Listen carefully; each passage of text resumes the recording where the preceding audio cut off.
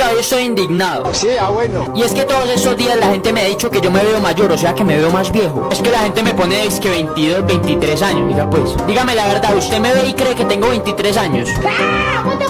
El caso es que quedé indignado porque cómo me van a poner tantos años. Muchachos, yo apenas tengo 17. ¿Cuál es 23? ¿23 a dónde? No, y ahora empiezan a comentar, ay, ¿cuál es 17? No parece que no hay que... Vea, así me siento yo cuando me ponen tantos años. Entonces ya saben, para que no anden por ahí poniéndome más y haciéndome sentir viejo. Ay, espere, también los espero en mi Instagram, yo subo más contenido, más historias, vaya y me sigue por allá.